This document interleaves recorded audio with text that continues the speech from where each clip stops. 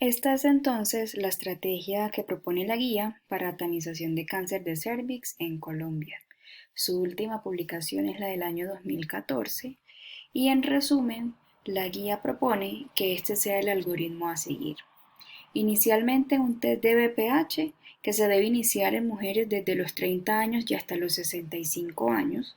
Si el test es negativo, en 5 años tendrán su próxima tamización y no necesitan nada más en ese periodo. Pero si el test es positivo, esas pacientes van a ser clasificadas con una citología. Si la citología es negativa, las pacientes se reevalúan en 18 meses para ver si hay persistencia de la infección o no, y si la citología es positiva, no importa cuál sea la alteración, puede ser ASCUS, ASH o un LIE de alto grado, estas pacientes tienen un riesgo a 5 años de desarrollar un NIC3 mayor del 5% y por ende tienen indicación de ir a colposcopia. Esa colposcopia nos dará un resultado histológico posterior a la toma de la biopsia y una vez tengamos una citología, un informe de colposcopia y unos hallazgos histopatológicos en una biopsia, con esas tres cosas podemos realizar una conducta integral de la paciente y proponer un plan de manejo.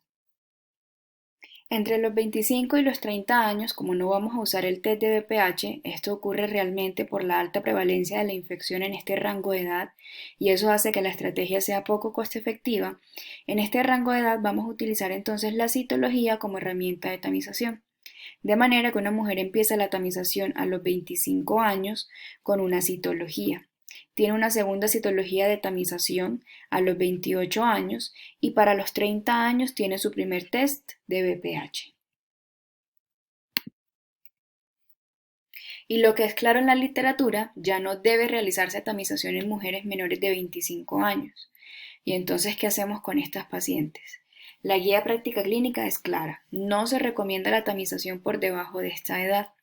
Desafortunadamente, las guías anteriores lo venían implementando y aún en varias resoluciones sigue siendo una estrategia utilizada y es muy frecuente que veamos mujeres jóvenes con resultados de citologías alteradas.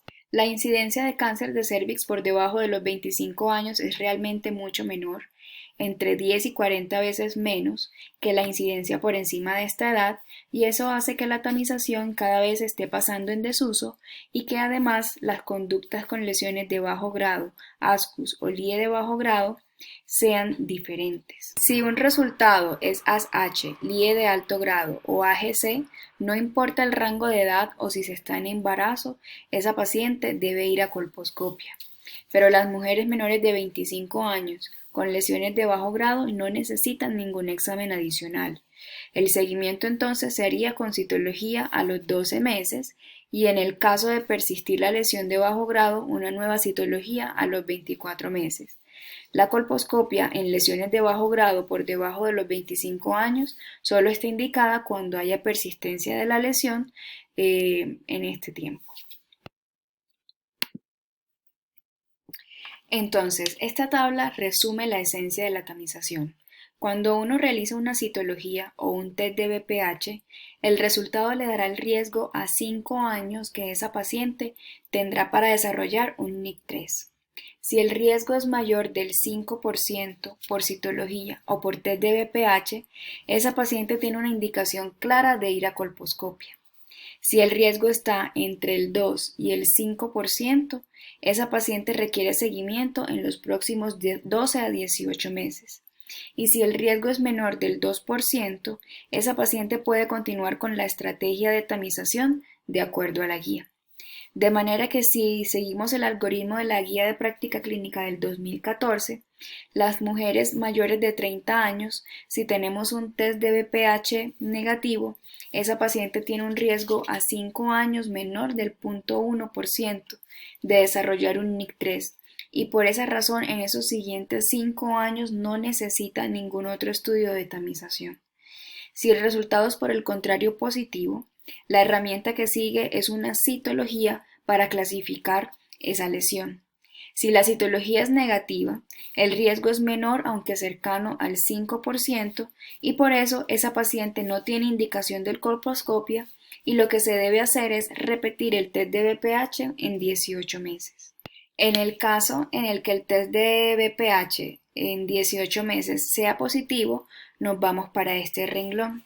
Dos test positivos de BPH con un periodo de 18 meses de diferencia otorga un riesgo del 7.4%, mayor de 5, y por ende es indicación de ir a colposcopia.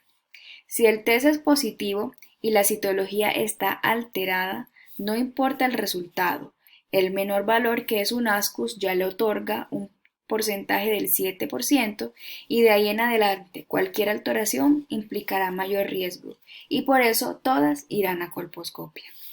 La guía de práctica clínica del 2014 no recomienda la genotipificación, pero hay algunos laboratorios que lo ofrecen junto con el resultado del test del BPH.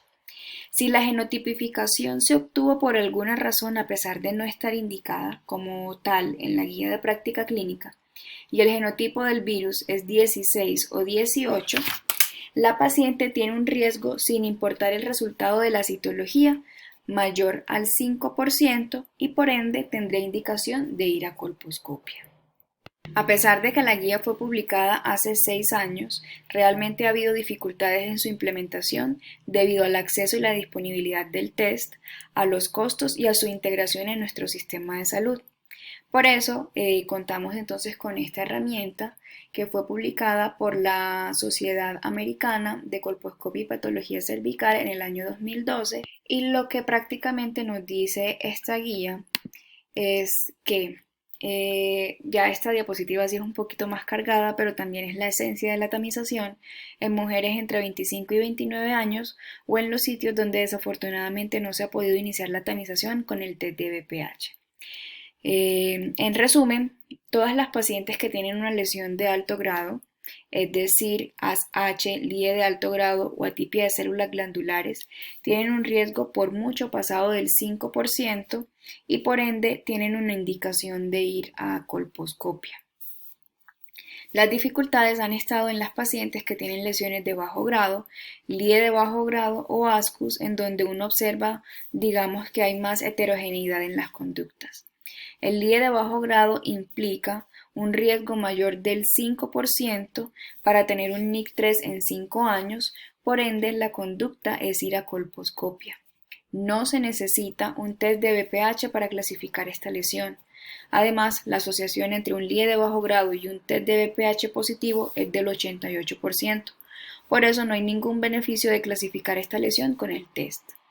Realmente el test tendría utilidad entonces únicamente para clasificar la menor lesión, que es el ASCUS. La conducta ante un ASCUS entre 25 y 29 años, edad en que la guía no recomienda la utilización del test de BPH por su prevalencia, realmente sería realizar otra citología a los 12 meses. Pero si se puede realizar el test de BPH, puede tener utilidad para clasificar esta lesión y de manera que un test positivo en una citología ASCUS ya implica un riesgo mayor del 5% y esas pacientes irían entonces a colposcopia.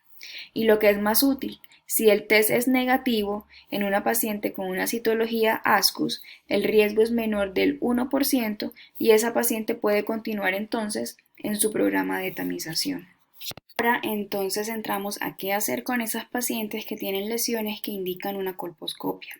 La colposcopia es un examen que me permite obtener una vista magnificada e iluminada del cuello uterino a través de un colposcopio que es un microscopio binocular y el objetivo es identificar, poder analizar la zona de mayor riesgo del cérvix y además me permite dirigir la toma de biopsias en lesiones sospechosas. El cérvix es una estructura fibromuscular cuya superficie está formada por dos tipos histológicos diferentes. En el exocérvix encontramos entonces un epitelio escamocelular y en el endocérvix encontramos un epitelio que es cilíndrico. Entonces, la unión de células escamosas y la unión de células cilíndricas me va a formar lo que se conoce como la unión escamocelular. Antes de la pubertad, la unión escamocolumnar se encuentra originalmente por fuera del orificio cervical externo, pero con los cambios hormonales en la microbiota vaginal y el cambio del pH más ácido después de la pubertad, llevan a que haya una transformación del cérvix y que empiece una zona de transformación metaplásica de epitelio cilíndrico a epitelio escamoso.